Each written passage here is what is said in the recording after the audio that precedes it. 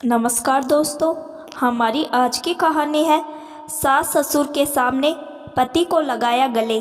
सच्चाई पता चलने पर सब हुए शर्मिंदा।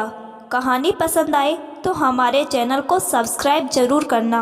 नीलम जल्दी जल्दी सुमित का टिफ़िन पैक कर रही थी और साथ ही साथ बाकी सबके लिए भी चाय नाश्ता तैयार कर रही थी।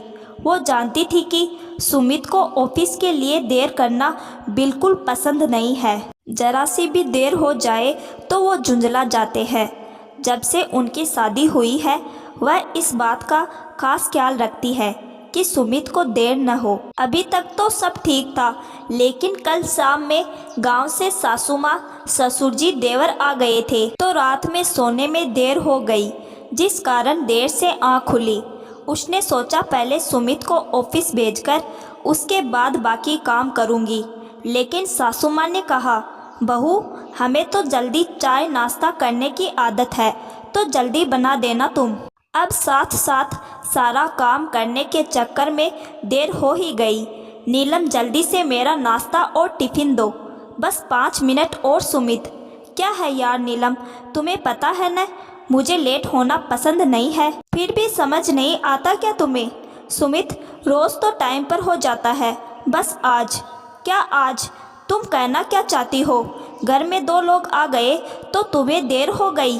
बस बहाने बनवा लो तुमसे।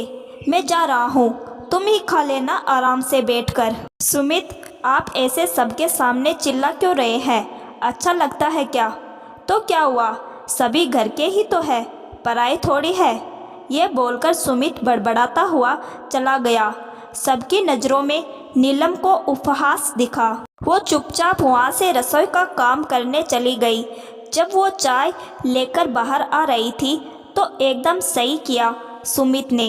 अरे थोड़ा जल्दी उठ जाती, काम ही डांट सुनने वाले करती है, उस पर से बोलती है। सबके सामने क्यों चिल्ला रहे हो? क्या हो गया जो चिल्ला लिया?